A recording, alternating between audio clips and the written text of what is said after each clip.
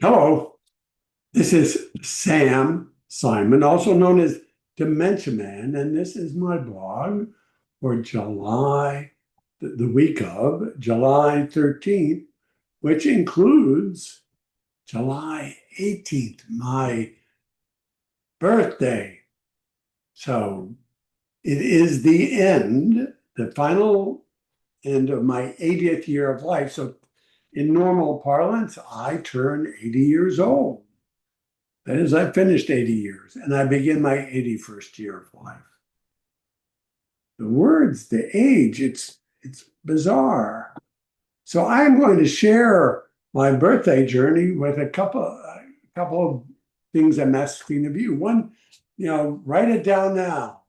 DementiaMan.com/donate. The best thing you can do for me is help me continue this journey and this play, and it requires resources. And any gift you can give would be deeply appreciated. And you'll see that with some of the larger gifts, you can get some of our merchandise. But this birthday is being filled with dilemmas. I'm trying to, I wanted to write a poem, and then I'm in the middle of writing the book version of my play. And I've sort of settled on sharing the dilemma of the book because it's the dilemma of the moment. You see, the feedback I've gotten on what I've written is, Sam, you've got to decide. Is this an autobiography or is this your story of your Alzheimer's journey? There are two books in here I hear frequently of several accomplished authors. So you got to decide, Sam. This is really two books. It's your biography, and then all this about your journey with Alzheimer's and changing the world's perspective on Alzheimer's and finding meaning in the journey. And maybe it's the story of my 80th year in my life that I'm a singularity. I don't separate, and I have never separated the idea of who I am between anything. And I think that's true, and it's a gift. I don't know how I got it. I don't claim to be better or worse than anyone else. Um, I am Sam Simon, starting my 81st year of life with Alzheimer's disease. I am a singularity. It is who I am. And the biggest sense right now, the feeling, there are two feelings. One is gratitude. Yeah, even now with Alzheimer's disease, it's gratitude. And the other is love. So I'm not going to take a whole long time. I could. I've done a little research, and there are some beautiful stories and poems and pages of reflection on these, special and marked birthdays and what they mean, particularly as we get older. I think I found it, man. I'm so lucky that for a fair amount of time in my life, I believe I have understand a lot. I'm actually living a little bit of life with anticipation. I don't know what the end of this life necessarily means for us. I've been privileged to, sometimes call myself privileged to be a dancer.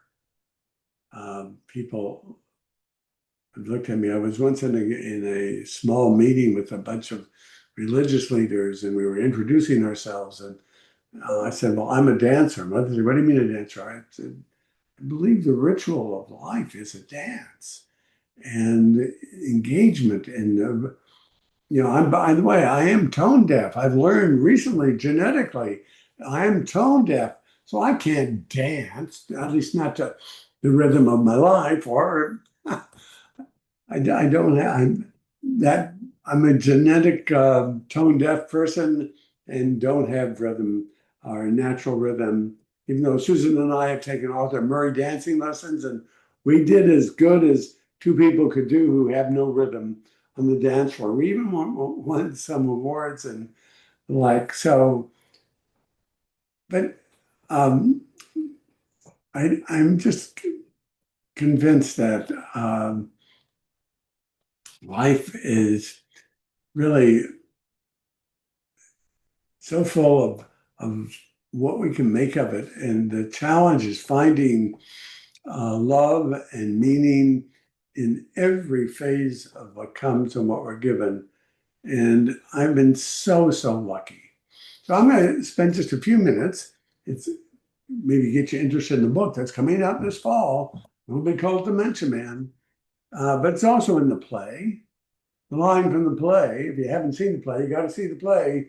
Keep looking, go to some theater or synagogue or church or senior living place and say, hey, bring Dementia Man to us so we can see it. So here's some of the lines that are in it. One, it's sort of, it's who could have imagined this kid, me, from El Paso, Texas.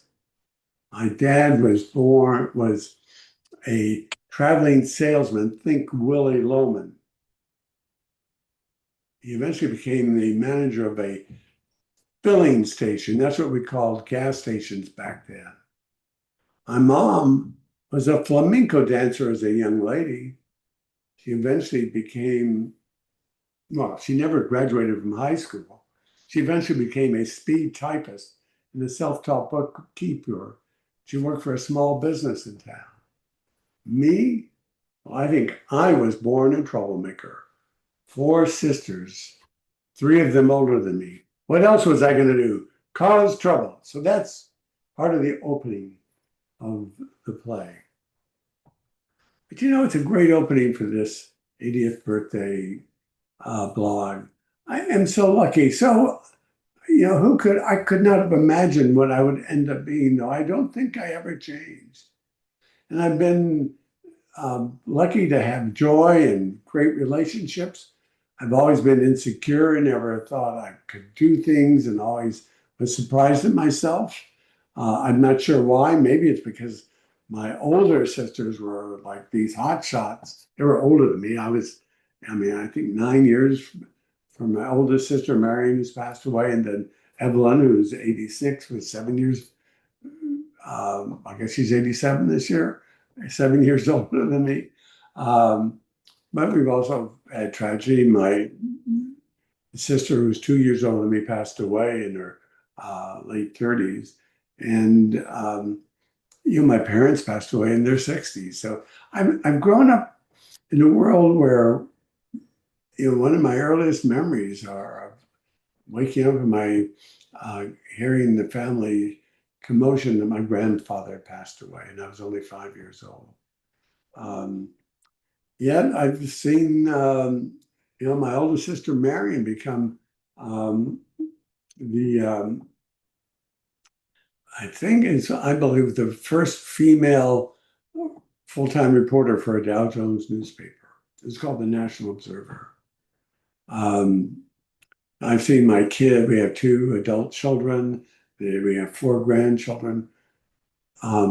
Most importantly, I married a woman, Susan Merrill Kalman Simon, who was just the other half of me. So Susan and I, again, if you follow me at all and you check it out, I wrote another play called The Actual Dance, and it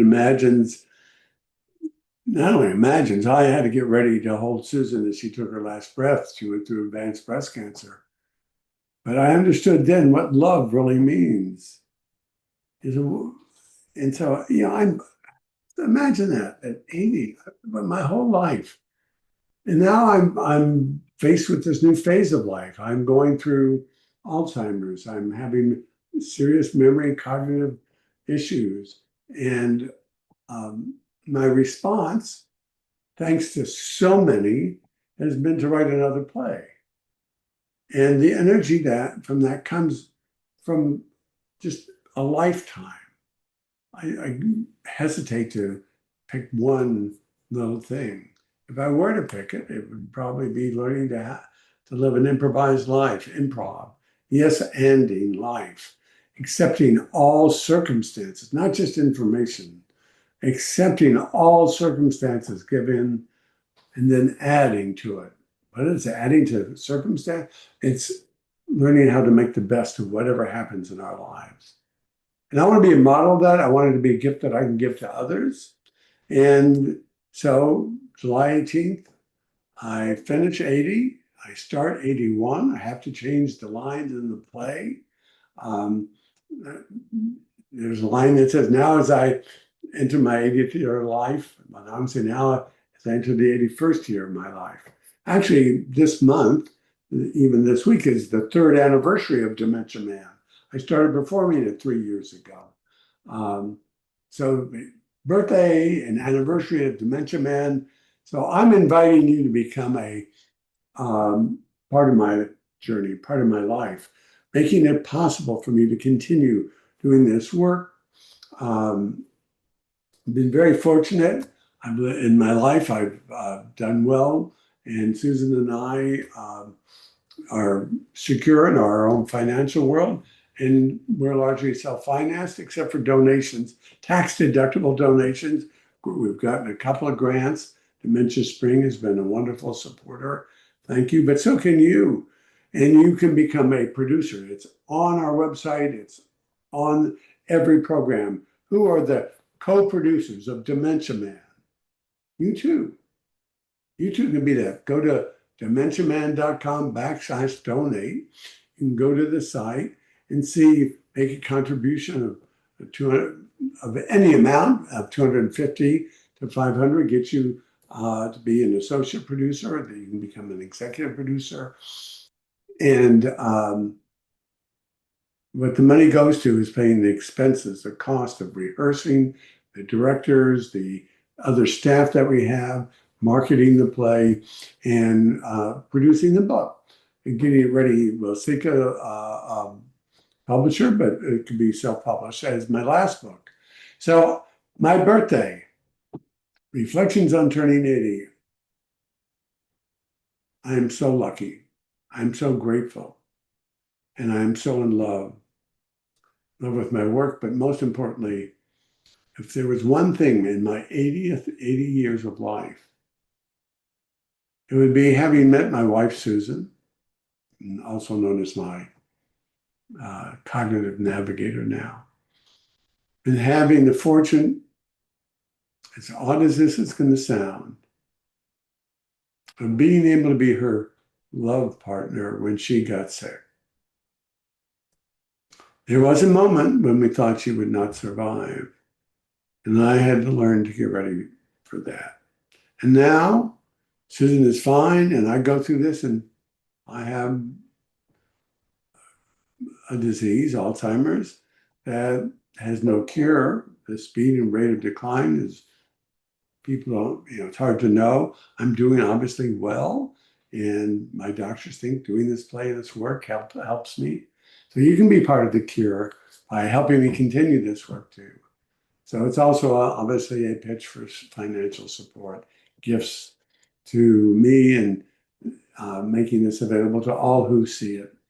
So dementiaman.com, donate. And I'm going to end with a poem. And well, I'm going to end with two ideas. A poem is part of it. What I have learned through the gift of theater and acting and learning to be, and improv, learning to be fully present and yes-anding life and whatever's thrown at us. I've learned what love really means. I've learned that the most gracious, the ultimate gift that I have, any person has to give another, is to love them. And it can be a marital partner, it can be a child, it could be anyone. And as I had to prepare to hold Susan as she took her last breath, I began to understand that the ultimate act of love is to let somebody who is about to leave this world know that they are loved. And the biggest gift that she was giving me is to allow me to be that person and to do that. So love really means being able to be there and hold somebody at their last moment. And the gift back is to allow me to be and do that, because I don't know anything else that is as significant or as deep as that. So I've written a poem. It came primarily from my experience with Susan during those moments of the actual dance, the ritual of end of life. And it's called Us. Life exists in each of us as a form of the divine, a tangible essence of who we are. Love. Love is when our essence became entwined, each an equal half of the other. I love you simply awakens the us in you and me. So thank you. I love you, all of you who are helping and supporting and following this work. And please join the journey and add your own journey. We have a listserv that you can join. Just email Sam at sam@dimensionmen.com and ask to join the discussion list or just keep following our blogs.